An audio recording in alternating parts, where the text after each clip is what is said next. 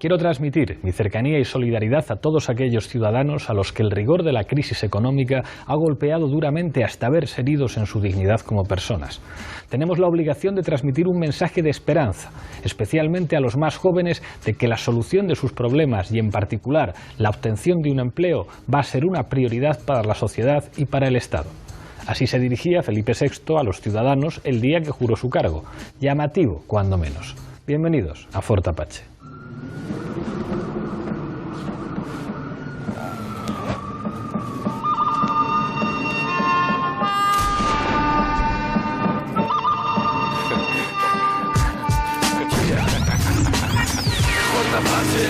Fort Apache.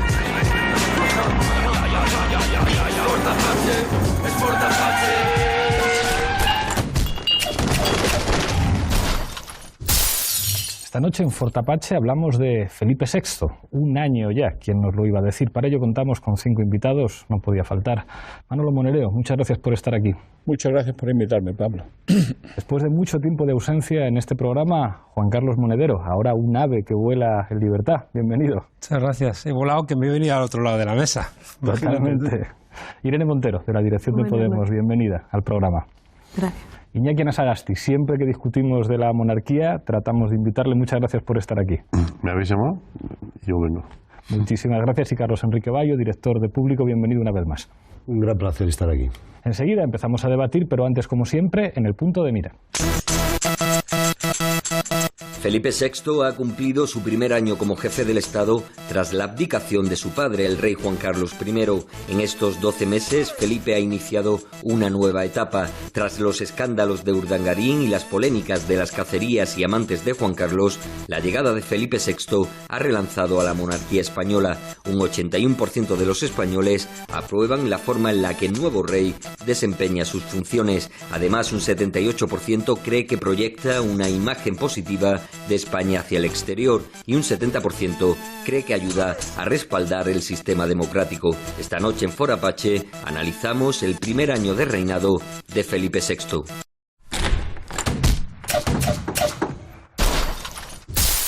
Decían que Juan Carlos pensaba a través de la cabeza de Torcuato Fernández Miranda. A mí me da la impresión de que Felipe VI piensa a través de la suya. Estamos en regla del minuto, un minuto para los 5. Un balance breve de este año de reinado. Yo creo que fundamentalmente lo que ha significado este rey es, como diría yo, ¿no?, una salida restauradora en un momento de crisis muy seria de la monarquía. Se puede decir que ha ganado un año y que lo ha hecho razonablemente. Ahora bien, yo creo que los problemas de fondo continúan de la relación de este país nuestro con la monarquía. Y creo que ese dilema sigue existiendo más allá de los problemas que pueda haber resuelto o no mediáticamente este rey. Y por otro lado tengo la impresión de que este rey, como diría yo, navega a vista. No es tanto un rey de grandes resoluciones, de un proyecto, etcétera, sino más bien es de un rey resistencialista, de aguantar, de estar ahí, de no equivocarse demasiado y agrupado siempre por las fuerzas que lo han apoyado, ¿no? Gracias, Manolo. Juan Carlos. Yo creo que cuando su padre tuvo el affair de Botswana, quedó claro que había una España oficial, expresada en los medios de comunicación, que intentaron justificar aquel hecho, y una España real, que fue la que obligó a que saliera el padre a decir: me he equivocado, lo siento, no volverá a pasar. Y creo que con Felipe VI ocurre algo similar. Creo que hay una España donde se presenta su figura en un decorado donde parece que nada pasa, pero hay una España profunda que va como aumentando sus agravios. Yo creo que Felipe VI ha hecho de alguna forma un recurso con monologuistas de Podemos, se ha buscado de coaching a Paulo Coelho, ha utilizado los gestores del FMI y se ha acompañado de sus amigos pijos de siempre. Y eso al final hará que esa España profunda le pase cuentas. Gracias, Juan Carlos. Irene.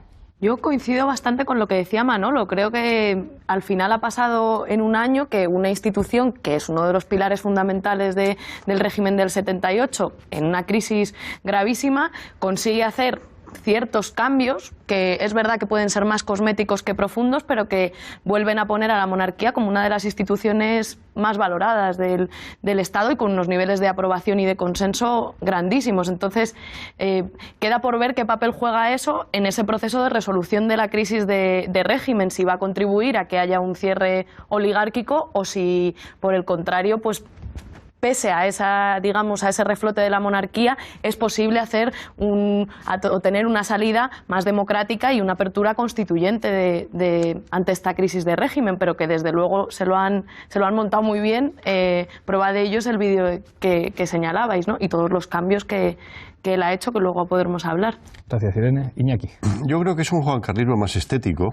¿Os acordáis que cuando abdicó y vino la proclamación se hizo una encuesta del CIS, absolutamente manipulada, pero decía que el 62% quería un debate sobre monarquía o república? En este momento, si hubiera una encuesta de este tipo, yo creo que perdíamos los que consideramos que este es un sistema absolutamente... ¿Por qué? Porque durante un año ha habido una operación de anestesia, una operación de manipulación, y con el apoyo de los medios de comunicación llamados mayoritarios y también con el consenso del Partido Popular y del Partido Socialista. Cuando Pedro Sánchez dice en un programa de televisión de que le llamó al rey con la cuenta de la pitada, y cuando dice que la monarquía está en plena forma, a ti, Pablo, te hicieron una entrevista en Televisión Española con otras personalidades, fueses el único republicano, pero lo que dijiste no se entendía, porque estaba sacado de contexto y parecía que estabas a favor. Es decir, había una manipulación. Oye, hay que ponerle un 10 a la gente que ha manipulado esto. Y yo lo que veo es que la sociedad está dormida, muy dormida. Gracias, Iñaki. Yo no estoy del todo de acuerdo con eso, porque en el último CIS de mayo la nota que se le dio al rey fue 4,34, es decir, es un suspenso. De hecho, había mejorado solo 6 centésimas con respecto a un año antes. Es verdad que hay una gran parte de los españoles que son más que monárquicos, eran juancarlistas, creyéndose toda esa leyenda del 23F, de la transición. Pero realmente esto ha sido una operación de imagen muy bien llevada, porque se ha preparado toda su vida para precisamente dar esa imagen, y ha habido de todas maneras hechos que han demostrado que esa imagen no es más que fachada. Por ejemplo, ir a Arabia Saudí cambiando el itinerario de un viaje para dar unas condolencias al nuevo rey Salmán, que se sigue rindiéndole pleitesía nuestra monarquía a una de las peores tiranías de este planeta. O sea, es verdad, ¿no? O sea, yo creo que todos tenemos claro que la cuestión de la buena imagen es algo muy bien trabajado y en alguien que ha tenido una educación precisamente para eso, y además el contraste con Juan Carlos, bueno, es difícil no ganar en ese contraste, y es innegable también los vínculos de la familia real española con dictaduras árabes. Pero a mí hay algo que no deja de sorprenderme de la institución monárquica en España, y es su capacidad de lectura política. Es decir, la lectura política que hicieron en el proceso de transición no es algo que se pueda disociar de una cierta brillantez a la hora de prevalecer y convertirse en una institución que se ganó unos consensos enormes. Y en este caso parece que es la institución política derivada del régimen del 78 que primero ve la crisis y que primero hace los cambios que otros tardan mucho más en hacer. Es decir, el Partido Popular todavía no ha hecho ningún cambio, el Partido Socialista tardó un poquito más con Pedro Sánchez, no digamos ya el poder económico. La monarquía inmediatamente, después de las elecciones europeas, ve las orejas al lobo, mueve ficha, sacan a Felipe con un discurso que podríamos asumir cualquiera y con una serie de gestos que es verdad que son gestos, pero que son astutos. Es decir, el gesto de reducirse el sueldo un 20%, el gesto de asumir una cierta transparencia, limitar la participación de los miembros de la familia real en empresas privadas, la cuestión de le quito el ducado a mi hermana. Son una serie de gestos muy inteligentes en la coyuntura política que revelan una lucidez de la monarquía que quizá no tengan otras instituciones, independientemente de la consideración que nosotros le demos. Sí, yo quería decir que la institución monárquica durante el siglo XX, desde el paso a retiro de los Romanov, está amenazada, ¿no? Yo creo que siempre los monarcas en cualquier lugar saben que están tensionados por el factor por excelencia del siglo XX, que es la extensión de la democracia, que cuestiona una figura como la monárquica incluso en sitios tan estables como es Gran Bretaña. Y el hecho de ser una figura única, unipersonal, hace que los cambios sean más sencillos. Es más fácil cambiar hablando con una familia que no cambiando hablando con un partido o hablando... Y siempre se han caracterizado los monarcas por esa amenaza, ¿no? Que en el caso de los Borbones han salido 2 veces del poder, ¿no? En el siglo XIX y en el siglo XX, hace que tengan un equipo que les hace las alertas tempranas. Yo creo que España ha cambiado. Creo que la existencia de Podemos, el discurso inicial que mantuvo Ciudadanos, señalaba una España que tiene que cambiar, y se demuestra cuando el rey recibe por vez primera a los colectivos de gays, lesbianas, al colectivo LGTB, cuando cambia las condecoraciones a quien se premia, ¿no? Cuando hace un discurso contra la corrupción, cuando independiza la tarea de la reina. El homenaje a la división Leclerc, claro, en Francia, que dices, es una cosa que Juan Carlos no hizo en ningún caso. Pero Pablo, eso no lo hace aquí. Claro. Es verdad. Mira, yo tengo aquí una carta. Era lo que quería ir y termino. Es decir, yo creo que forma parte de esa cosmética para que parezca que es de esa España que está avanzando. Pero yo estoy convencido de que hay una incongruencia entre la figura monárquica, que al final sigue estando muy vinculada, lo decías tú, Ana Sagasti, a los poderes profundos de este país. Es decir, el ex jefe de la Casa Real es el subdirector del diario El País, por ejemplo, ¿no? Entonces, yo creo que sí que hay un lugar de encuentro del IBEX 35 y la Casa Real, ¿no? Entonces ahí hay una serie de acuerdos, pero que por abajo ese decorado cada vez yo creo que es más débil, más endeble. Pero yo creo que la clave es Felipe González. En agosto del año 76 hace un pacto con Suárez y Suárez le dice, oye, ¿tú quieres democracia? Pacta, este es un tema intocable. Y entonces se ponen, y fíjate ahora, y el papel que ha podido tener Felipe González, ¿no? Pero has hablado ahora del acto de París, ¿no? Aquí en las redes se están recogiendo firmas para protestar ante la alcaldesa de París, Ana Hidalgo, por la presencia de Felipe VI en homenaje a los republicanos. Porque claro, es muy fácil hacerlo en México o hacerlo en París, pero no hacerlo aquí. Entonces, por ejemplo, va a Marruecos, Amnistía Internacional, le dice, oiga, mire, que en Marruecos hay una colisión de derechos humanos, los saharauis y no sé qué y tal. No hace caso y no hay una sanción social. Los medios de comunicación pasan por alto lo que tú has dicho, lo de Arabia, que fue un funeral de un sátrapa, ¿no? Y cómo se conculcan los derechos de la mujer. Y sin embargo, aparece el tipo almidonado como una gran figura. Y termino. Mira, nosotros tenemos una sede en París desde el año 36 que la compramos. Fue incautada por la Gestapo en el año 40. En el año 41 se vendió eso bajo ocupación alemana. La recuperamos en el año 45 y en el año 51 nos la quitaron. La venimos reivindicando. Y entonces, pues han puesto allí el Instituto Cervantes. Yo le hice una pregunta parlamentaria hace un mes, sabiendo que el rey iba a París y que iba a un acto en el Instituto Cervantes. A ver si iba a ir al Instituto Cervantes sabiendo que es una oficina y un palacete en reclamación del PNV. Pues te puedes imaginar, Margallo me contestó lo que le dio la gana. Pues el rey fue. ¿Tú crees que es normal que un jefe del Estado ante un local en reclamación vaya y haga un discurso? Pero claro, aquí no hay debate político. El problema es que no hay debate político sobre la monarquía y todo el mundo considera que este señor lo hace frente porque viste el carro, porque es alto, porque es guapo, tiene una familia bonita, tiene unas hijas muy monas y entonces todo aquí, la crónica rosa, no molesta. Y entonces, claro, y sobre todo lo que ha aprendido es el mejor asesor de imagen que ha tenido ha sido Estados Unidos y me refiero a la monarquía. Es decir, nosotros en público publicamos los papeles de Kissinger a través de Wikileaks, cuando se demostró que Juan Carlos hizo toda su maniobra de ascenso al trono y se garantizó esa estabilidad asesorado por la embajada norteamericana en Madrid y por el propio equipo de Kissinger. Yo conocía a Felipe VI cuando no era más que el Felipín, que estaba estudiando en Georgetown. Estuvimos varios periodistas hablando durante toda una hora con él y realmente es que había aprendido muchísimo en Georgetown, había aprendido a ser un político. Incluso se atrevió a decir en aquel momento que había crispación política en el año 94 en España. Yo lo publiqué así en Diario 16, se montó un lío tremendo, pero porque hablaba de una manera como un político. Y esa labor de imagen que está practicando ahora, de ir a unos sitios y otros, intentar dar una de cal y otra de arena, no hacer caso a lo del Instituto Cervantes en París, y en cambio ir a México a decir que aquí me siento como en casa, en un lugar donde los crímenes son horrendos y donde la situación es casi de guerra civil.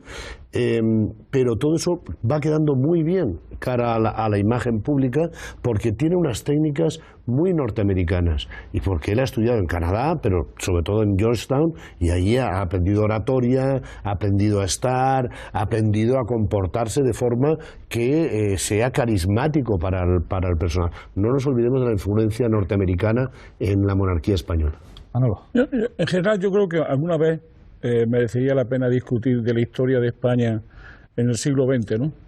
Para demostrar hasta qué punto desde siempre hemos sido un país, desde este siglo XX, quizás desde antes, un país muy controlado por los poderes fuertes europeos, ¿no?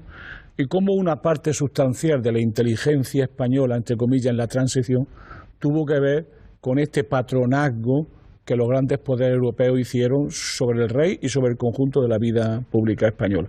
Pero yo diría que este rey vino ya aprendido, ¿no? Vino aprendido, y quizá el primer gesto de inteligencia es casarse con una plebeya, que además era una plebeya especialista en medios de comunicación. No es pequeña cosa esa historia, ¿no? Y divorciada. Ahora, y divorciada, bueno. Y brazo derecho de Urdaci. Eso. No te olvides. Sí, sí. Es decir, que el primer gesto de alguien que sabe que tiene que ganarse el puesto. Yo creo que esa es un poco la clave, que yo creo que ahí ha influido mucho su mamá, la reina Sofía. Luego hay un segundo punto que me gustaría introducir, porque si no acabaríamos como Lola, que es el siguiente, ¿no?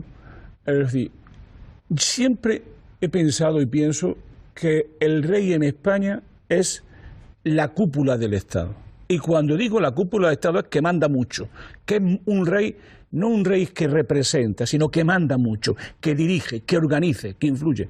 Quizá lo que ahora la gente ya sabe, después del material que está saliendo sobre Juan Carlos y compañía, es que ha mandado tanto que la señal, psicoanalíticamente hablando, de lo mucho que ha mandado es que no se ha notado que ha mandado. Es decir, parecería que después del intento de golpe de Estado de Tejero, el rey ha dejado gobernar, no gobierna, pero representa. No, ha estado gobernando, ha estado en todos los araos, ha estado dirigiendo y organizando. Primer punto. Segundo punto, también para introducir. Es la primera señal seria de que la crisis política se convertía en la crisis del régimen, era la crisis de la monarquía. Y era lo primero que había que arreglar para que la crisis ponerle, como digo yo, un freno, un parapeto para impedir que esto avanzara. Y yo creo que ese parapeto ha sido justamente este rey y la operación del rey. Que detrás de eso, como decía Ana Sagasti, estuviera Felipe González, la señal más poderosa. ¿De qué? De lo que he dicho antes al principio. Es decir, de que España siempre ha tenido poderosos políticos que han interpretado muy bien a los que mandan en el mundo, en este caso a la Unión Europea, y que están haciendo su labor. Felipe González no ha sido un secundario, un actor secundario, ha estado hasta en el discurso de abdicación. Y no solamente ha estado en eso, sino que él, ¿a quién ha traído de por sí? Ha traído a los grandes poderes económicos y ha traído a los grandes poderes mediáticos. Detrás de esa operación ha estado Prisa y detrás de esa operación ha estado Felipe González. ¿Pero quién ha estado más que Felipe González? Ha estado el IBEX 35, como decía Juan Carlos, y han estado todos los poderosos. ¿Por qué? Porque el rey y su popularidad es el mascarón de proa de la restauración, de la enésima restauración borbónica, que nos lleva a otra democracia que ya no es esta. Una democracia, yo diría que mucho peor, ¿no?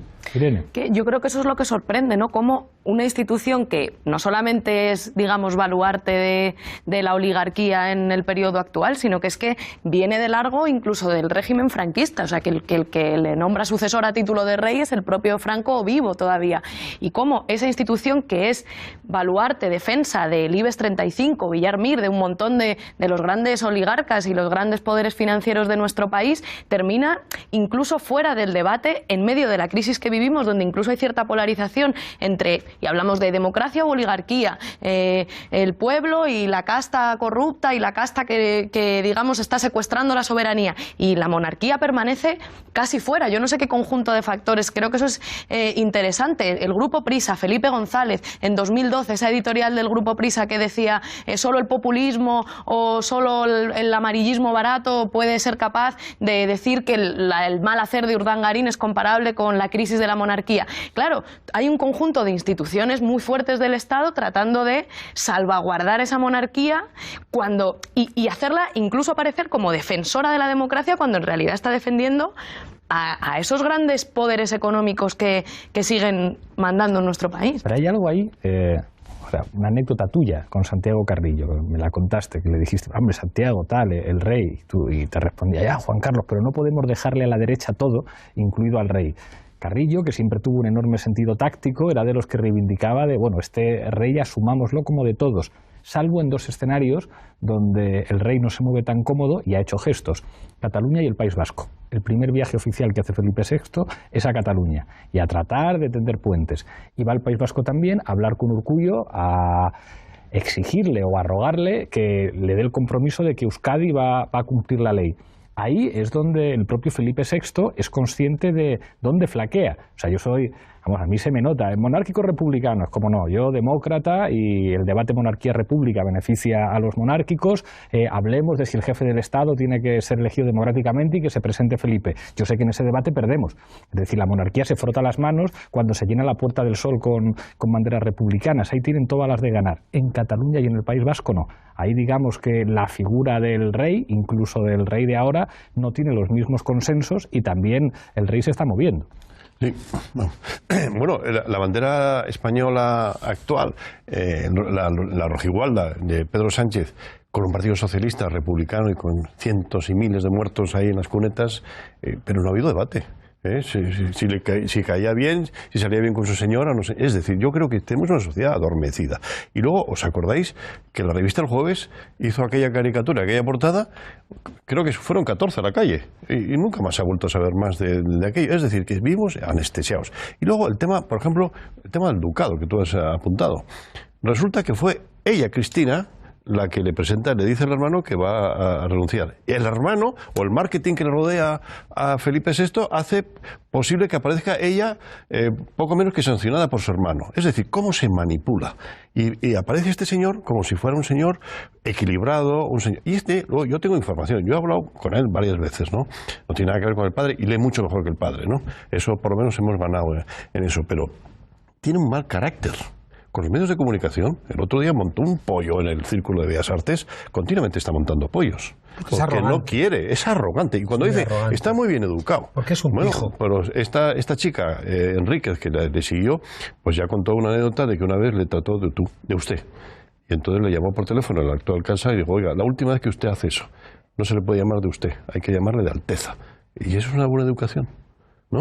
O sea, yo no lo hice y no tuve ningún problema. No, pero bueno, pero claro, es que tú, a mí, yo también, yo le traté, yo con respeto, pero nada de alteza, ni de señor, ni de todo ese tipo. Y esas reverencias. Claro. Pero ¿cómo es posible que todavía en el siglo XXI esas reverencias? El otro día, Soraya Sáez de Santa María, vicepresidente del gobierno, le hizo una reverencia cuando fue a la toma de posesión del nuevo ministro de Justicia. Poco más se tira al suelo, como es pequeñita, claro, además se nota más. Ves todo eso y dices, bueno, el problema es el PSOE. Que es un partido republicano, es un partido con el que... Pero claro, si Pedro Sánchez, como tú dices, no le interesa parecer como un radical peligroso que pone en cuestión todas las instituciones y tiene que pasar por el aro y tiene que pasar por la bandera monárquica y tiene que llamarle al rey para solidarizarse con él porque la pitada fue... Y bueno, pues entonces está... Porque el verdadero partido del régimen es el PSOE, no es el PP. Exacto. Por eso es Felipe quien también de nuevo dirige la transición de este monarca a este monarca. Pero déjame que buceemos un poquito en esto.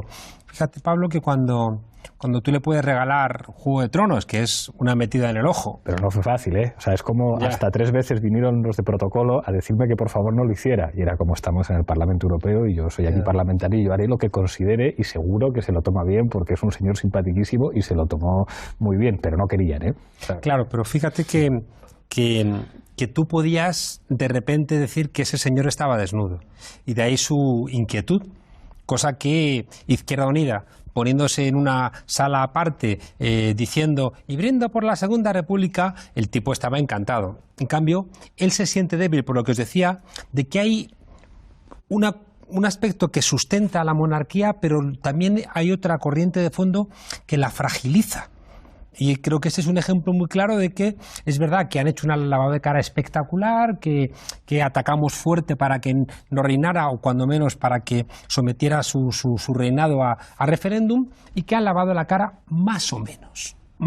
Pero quería plantearos una cosa muy de fondo, que yo creo que nos da muchas claves. El siglo XX es un siglo que pone en cuestión el poder estable occidental. Nace la Unión Soviética, y eso va a generar una contraparte muy fuerte, anticomunista y empresarial, que se va a sustanciar después de la Segunda Guerra Mundial en el grupo de Bilderberg, en el grupo de Mont-Pelerin, en todos estos sectores, después en la trilateral, que son los sectores de esta gestión de un capitalismo que deja de tener un núcleo central. Es decir, que se reúnen, como dice Joan Garcés, para construir gobiernos mundiales en la sombra, porque ya los estados nacionales no pueden garantizar el orden.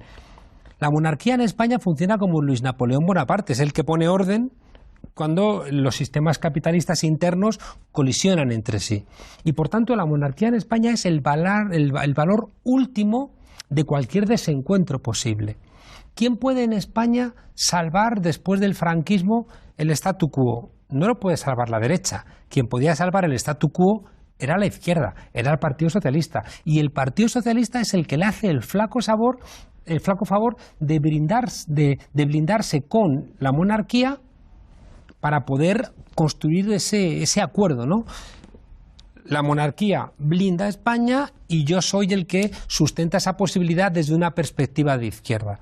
Y al final tenemos un entramado que es el entramado profundo que sigue funcionando en Europa, pero que está rompiendo el contrato social. Por eso yo creo que es muy débil. Es decir, que eso funciona en tanto en cuanto haya realmente clases medias, pero si ya no garantizan el ascensor social... Enseguida seguimos debatiendo. Antes, Zapin Apache. Desde la emoción en el recuerdo a Franco, ¡viva el rey! ¡Viva! ¡Viva España! ¡Viva! ¡Viva el rey! ¡Viva! ¡Viva España! ¡Viva! El príncipe, yo creo que desde pequeñito tenía conciencia de lo que era y dónde iba a llegar.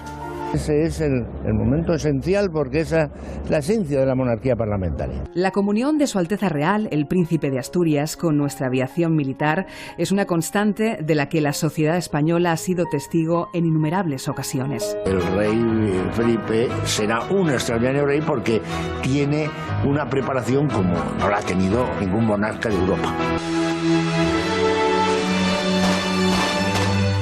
Yo espero que la monarquía de España del siglo XXI ya le ha aportado, ¿no? Pero que le siga aportando estabilidad y le siga aportando ser una garantía de la continuidad histórica de España, que me parece que es la función principal de la corona. Un rey rindiendo homenaje a los republicanos. Felipe VI de España inauguró una placa conmemorativa a los soldados españoles de la 9, la primera compañía en llegar para liberar París durante la Segunda Guerra Mundial. Una compañía compuesta mayoritariamente por republicanos antifranquistas, muchos de ellos anarquistas o comunistas que se habían alistado en África.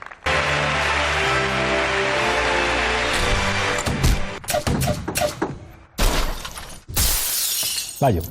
Bueno, es que yo creo que la abdicación de su padre es precipitada, es antes de que el padre quería llegar a los 40 años de reinado, incluso retirarse, divorciarse y quedarse con Corina, y no lo pudo hacer porque realmente se estaba tambaleando la institución en las mentes, en los corazones, digamos, de los ciudadanos. Y es en ese momento cuando precipitadamente le obligan prácticamente a abdicar en su hijo para salvar ese statu quo, que ese régimen del 78. Pero yo creo que nos están también nublando mucho la vista todos los medios de comunicación aliados en una sola campaña de que este es un rey como si fuera un rey del norte de Europa.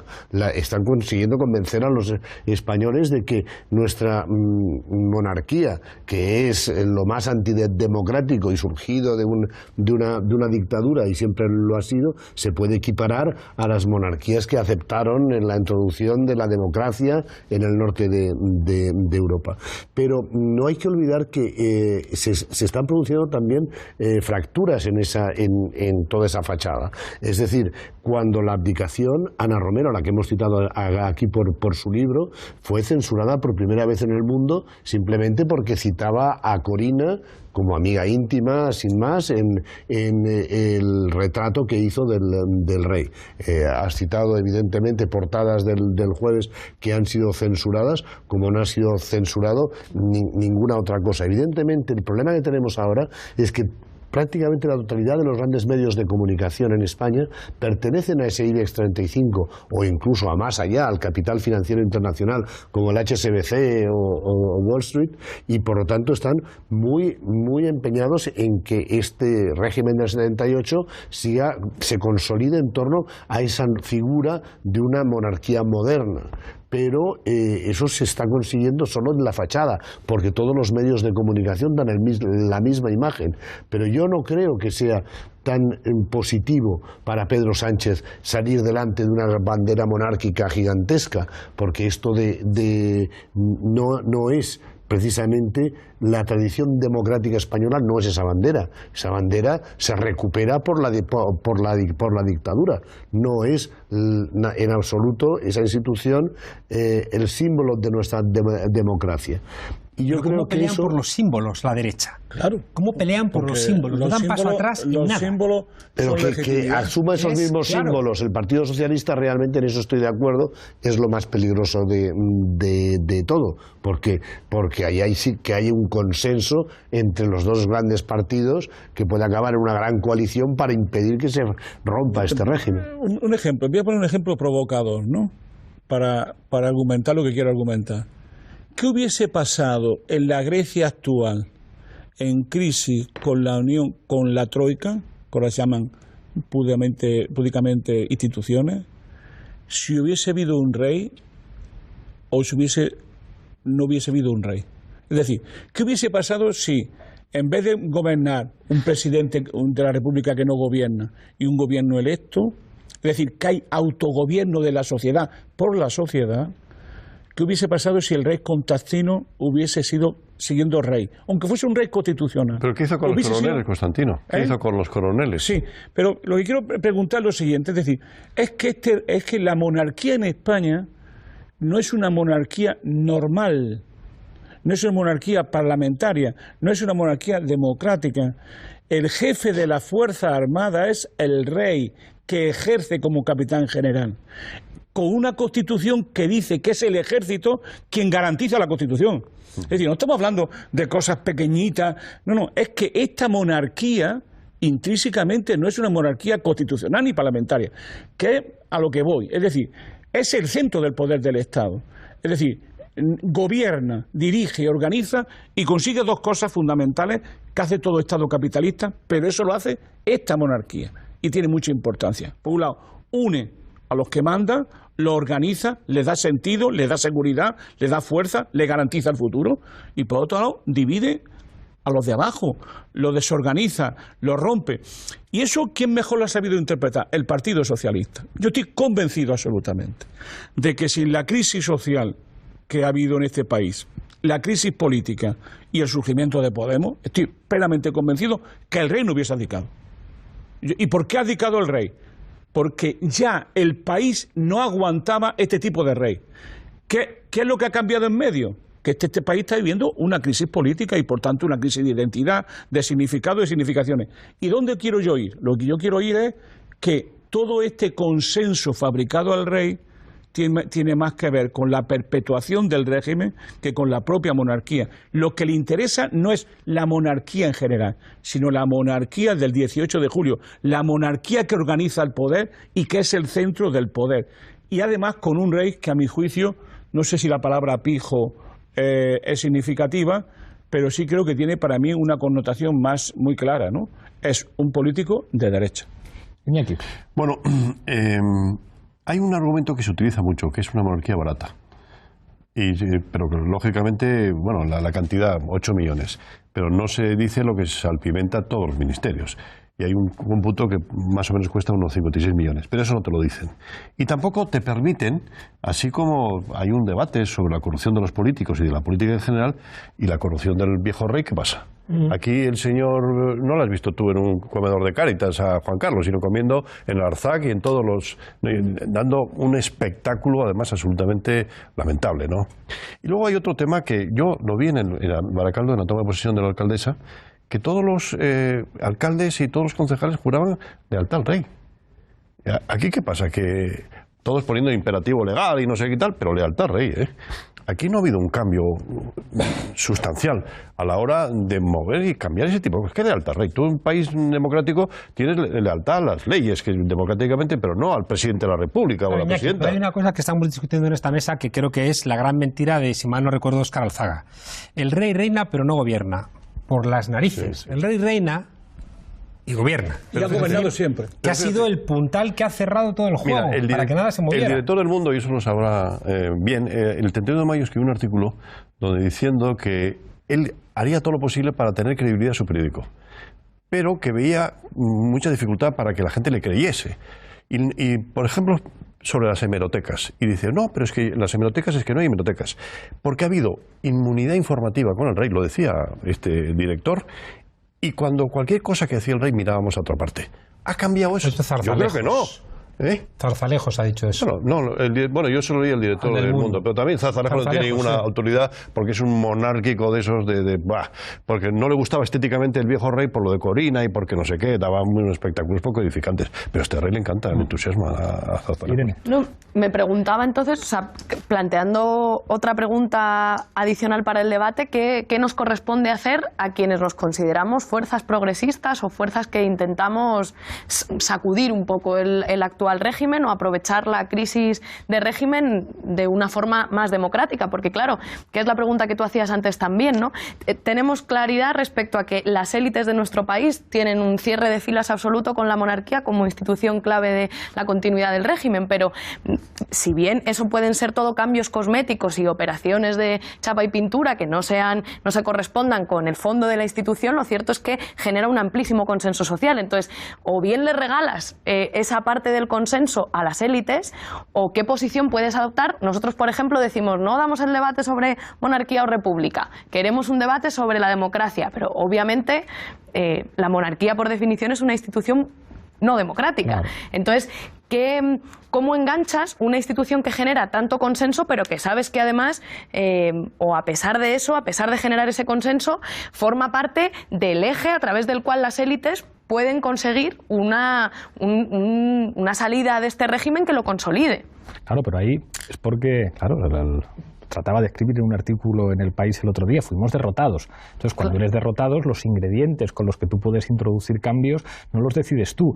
Si aquí no hay una crisis económica enorme y un 15M que dice élites económicas y políticas, aquí no hay Podemos ni hay nada. Es decir, en España la izquierda nunca hubiera podido crecer hasta el punto de ganar unas elecciones, porque no se revierte una derrota histórica porque tú tengas una propuesta estupenda o un candidato estupendo. Se tienen que producir transformaciones sociales en las que tú te metes por los recovecos y señalas unas cosas, y en otras, aunque sea evidente lo que estamos diciendo de la monarquía, no se da, como diría un viejo marxista, la madurez de las condiciones objetivas para que tú puedas intervenir sobre ese elemento. Pero es verdad que solo tener el debate sobre una cuestión que ha sido sistemáticamente censurada en los medios de comunicación, que ahora ha sido un tema, digamos, excluido del debate público, excluido de la investigación, excluido de la información, ya es un avance democrático enorme. Es que precisamente el 15M permite que se abran grietas en esa estructura, en ese blindaje también informativo que impide que se haga ninguna información veraz sobre la monarquía, incluso sobre cómo se ha enriquecido esa monarquía. Un rey que llega al trono que prácticamente está en la ruina, apoyado por el resto de las monarquías europeas porque no tiene dinero, y que ahora tiene una fortuna de al menos 2.000 millones de euros según el New York Times. Evidentemente evidentemente eso ha sido a base de comisiones, eso se ha estado ocultando permanentemente, pero después del 15M la gente, los de abajo, dicen claramente que ellos quieren ser ciudadanos, no quieren ser súbditos, y de repente todo ese boato, todas esas relaciones con la élite, con el poder del capitalista, del gran capital, ya no es visto por el pueblo llano con la misma imagen de fíjate qué bien que tenemos una monarquía, sino todo lo contrario. Es verdad, pero sigue siendo un pegamento utilísimo de las élites. El otro día estábamos viendo el documental de Jaime Camino sobre la Guerra Civil Española, La vieja memoria, y sale Villayonga, que estuvo en un pelotón de fusilamiento en Navarra, y decía, claro, allí los requetés en Navarra se gritaba viva el rey, no se sabía muy bien cuál, porque lo sabía carlistas y lo sabía que no eran carlistas. Entonces, es verdad que para el franquismo la monarquía supone una cosa como residual, hasta que de alguna manera se dan cuenta de que es el pegamento social que permite trazar la hipótesis del atado y bien atado. La monarquía es lo que pretende sentar en la misma mesa a los militares, que eran intratables, a los poderes económicos, a sectores, digamos, de una nueva burguesía que no tiene que ver con el antiguo capitalismo familiar español, y tiene una capacidad de supervivencia, bueno, hasta el extremo de que Felipe González, que en principio habría que entender que se hizo monárquico por circunstancias históricas, se convierte en un militante de la monarquía. Esa capacidad de ser el pegamento oligárquico en España lo siguen manteniendo. La prueba de ello es que dicen, es el mejor embajador. Cuando dicen es el mejor embajador, es el tipo que mejor sirve a los negocios de ciertas empresas españolas. Entonces, claro, esa vinculación, es lo mejor que tienen las élites. A las élites se les pueden estropear sus partidos, pero a la monarquía no se les estropea nunca. Porque es un relato muy eficaz, y los relatos eficaces son los que están muy bien trabados. La clave, Pablo, hay dos cosas. Hay uno, la necesidad que tiene la gente de que alguien te quiera. Los pueblos que buscan consensos, claro. ¿Quién te quiere aquí, en España? ¿Quién te quiere? ¿Te quiere el cura? ¿Te quiere? ¿Quién te quiere? ¿El rey? ¿Tú crees que te sientes querido por el rey? Yo no me siento muy querido por el rey, pero yo creo que hay una referencia de pegamento, de unidad, de que está por encima de los disensos, que funciona. Claro. Tiene además una serie de consensos muy fuertes que no son visibles, pero que son reales. Estados Unidos, ¿por qué llama Obama el otro día a Merkel? Porque en Grecia hay bases norteamericanas. No. ¿Quién es el garante de las bases norteamericanas en España? Pues el rey Juan Carlos, obviamente. Y es la persona con la que hablan y con la cual pueden de alguna manera discutir estas cosas. ¿A dónde ha viajado el rey Felipe VI en los primeros viajes? Y a Juan Carlos le piden que siga siendo el mejor embajador a pesar de ser Felipe VI rey. ¿A dónde viaja Irene? Primero al Vaticano. Sí. Ya ves tú qué demonios pinta un país que se declara aconfesional viajando su primer viaje. Hombre, pues a mí, si me hacen presidente, a lo mejor hago el primer viaje al Vaticano también. Pues ya te criticaré. Con Bergoglio, para eso estás tú. Aunque me nombres vicepresidente, te criticaré. Segundo viaje que hace, pues a Marruecos. Y tercero, a Estados Unidos. Mientras que su padre, el primer viaje fue a los Estados Unidos. Es decir, que hay un entramado de poder supranacional vinculado al sistema capitalista. Pero Juan Carlos, eso se podía haber roto. Mira, yo tengo la experiencia de 29 años en el Parlamento. O sea, yo soy casta, ¿no? Desde el punto de vista de lo que tú planteas. Y cuando se produce la guerra de Irak, nosotros, los grupos parlamentarios, quisimos hablar con el rey porque Aznar nos obviaba y nos silenciaba y no quería que hubiera debate en el Parlamento. Y entonces, como has dicho tú, es el jefe de las Fuerzas Armadas. Y le pedimos una entrevista. Y el único que recibió fue a Zapatero. ¿Qué hice yo? Bajar a la tribuna y lo denuncié. ¿Qué me pasó? Cerco informativo, absolutamente. ¿Qué hizo el PSOE? Pues decirme que estaba loco. Ellos, claro, tú haces preguntas parlamentarias y, claro, te dicen que el rey es irresponsable y no tiene por qué contestarlas. Pero, claro, te dice la Constitución que esto es una monarquía parlamentaria. ¿Pero qué monarquía? Cuando este señor viaja a todas partes, no sabes de lo que habla, claro, qué vende o qué deja de vender, o si lo que está haciendo es importante y tú no puedes tener ese control parlamentario. Yo creo que sería un paso de gigante la posibilidad de que hubiera un control parlamentario. En este momento no lo hay. Y no lo hay por el Partido Socialista, y eso hay que decirlo. Por el Partido Popular, que dígalo y hace lo que haga, pues ya sabemos lo que es el Partido Popular. Pero claro, el Partido Socialista es el gran fraude de estos 2 años y que ha permitido durante estos años a Juan Carlos hacer, porque tampoco es tan poderoso. Juan Carlos es un personaje poco inteligente, de pocas lecturas, con sentido común y que ha sabido moverse porque le ha interesado y porque ha tenido ese cerco informativo. Pero Aznar, no creas tú que es un hombre entusiasta. Una mañana estaba yo oyendo la radio, como siempre hago, y un periodista que ha muerto, José Luis Herrero, era Herrero, ¿no? Ha muerto, recibe una llamada de Bárbara Rey. te llamo para decirte que me han robado una cinta, te estoy hablando que yo lo he visto, no que me la han contado, unas cintas especiales, y me la ha robado Colón y Prado, Colón de Carvajal. Prado y Colón de Carvajal. Lo dice en la radio, en una hora a las 8 de la mañana, de máxima audiencia. Por lo que dice el tipo, la señora, lo que dice más o menos es de cosas muy íntimas. O sea, que uno llega a la conclusión de lo que había grabado ahí era tela marinera. Luego, eso que ocurrió, lo dijo, no pasó nada. Pero es que luego nos enteramos que el CNI a esta mujer le ha pagado durante años dinero para que ocultara esa información. Pero, ¿por qué digo esto? Porque las 3 personas que por lo visto han sido clave en la salida del rey Juan Carlos han sido Felipe González, Espotorno y San Roldán, el jefe de los servicios del DNI, que ha trabajado siempre para el rey. Algún día nos enteraremos, cierto director general de la Guardia Civil que estaba por ahí y que terminó en la cárcel, qué conexiones tuvo en esa época económicas con el rey.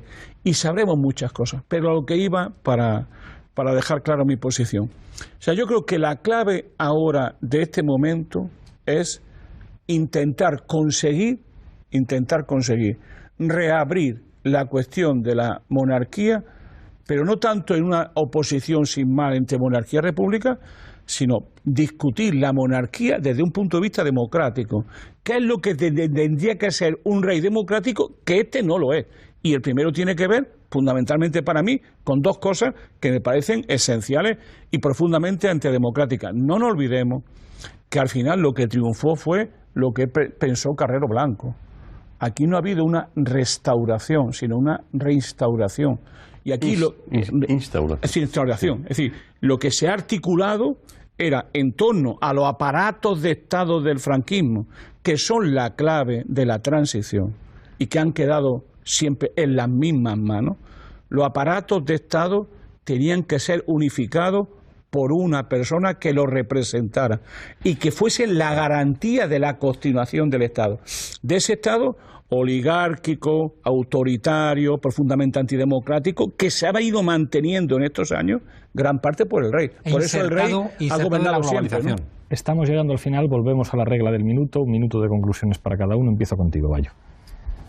Bueno, yo lo que creo es que se puede romper ese consenso que supuestamente genera la monarquía también por la vía parlamentaria. Evidentemente, el PNV hizo varias preguntas. Por ejemplo, ¿qué pasaba cuando estuvo en Arabia Saudí Felipe VI? Si se había interesado por los derechos humanos. No recibió ninguna respuesta. Pero estos parlamentos están cambiando. Igual que han cambiado los autonómicos y que han cambiado las municipales, también van a cambiar las Cortes Generales. Y por la vía de la intervención parlamentaria y la exigencia de que rinda cuentas esta monarquía y que realmente demuestre qué negocios se está amparando cuando viaja y qué control tiene sobre los militares y que rinda realmente cuentas, ese control parlamentario es el primer eje que puede empezar a poner en cuestión lo que parece ser un consenso general, que yo ya creo que no lo es tanto. Gracias, Bayo. Iñaki. Bueno, estamos ante un año importantísimo porque va a cambiar las Cortes Generales y ojalá haya esa posibilidad de ir rompiendo esas inercias y esas resistencias y de control político parlamentario, ¿no? Y sobre todo, si no somos 1 o 2, sino somos muchos más, pues indudablemente eso se termina rompiendo. Y luego está el juicio de Urdangarín, que yo creo que va a ser una piedra de toque muy importante para saber qué pasa. Si los jueces actúan efectivamente con independencia judicial o al final hay un gran... Y si hay un acuerdo que la sociedad no lo ve de una manera clara, indudablemente eso va a tener una sanción, porque detrás todo el mundo va a ver la mano larga del rey Felipe VI hacia su hermana, a pesar de que aparentemente ni se hablan ni se quieren. Pero indudablemente es un golpe muy duro que la hermana de un rey esté sentada en el banquillo de los acusados. Gracias, Iñaki. Irene.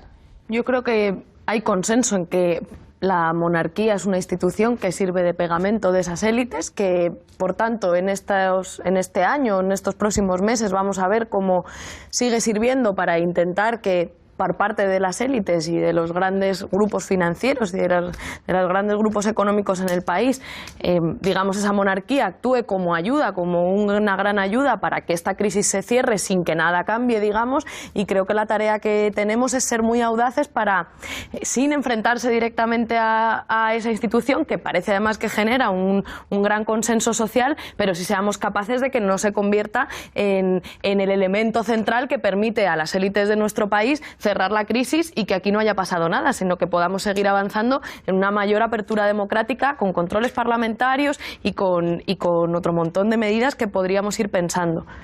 Gracias, Irene. Monedero.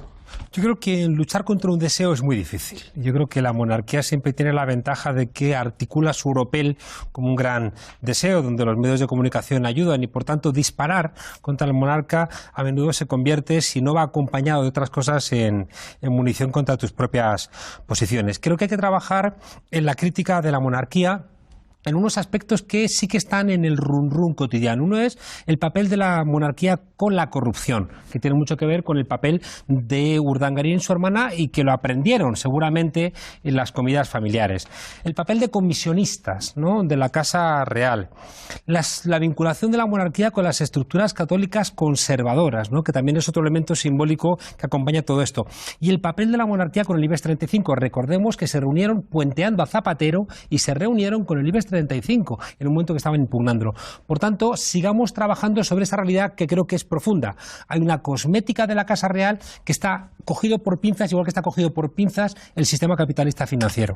Manolo. Yo, siguiendo la línea que decía Juan Carlos, yo creo que tarde o temprano, no sé si va a ser en esta campaña electoral que empieza, bueno, en la que ya estamos desde hace un año prácticamente, se va a abrir el melón de la Constitución. Es decir, si van a plantear o no, en serio, un gran pacto los poderes fácticos para reformar la Constitución. Yo tengo la impresión que sí. Yo creo que en algún momento, no sé si va a ser en la campaña electoral por el Partido Socialista, yo creo que sí, que va a ser el Partido Socialista quien va a plantear para mejorar el régimen y para que la Constitución salga hacia adelante y reviva una serie de reformas constitucionales. Y yo creo que si eso se da como yo espero, yo creo que nosotros, desde el terreno democrático, lo que tenemos que reivindicar es un proceso constituyente. Entonces, yo creo que esa es la clave nuestra, es decir, de salir de esta dicotomía entre monarquía y república, proceso constituyente. Muchísimas gracias, Manolo, muchísimas gracias a los cinco. Nos veremos la próxima semana aquí en Fort Apache.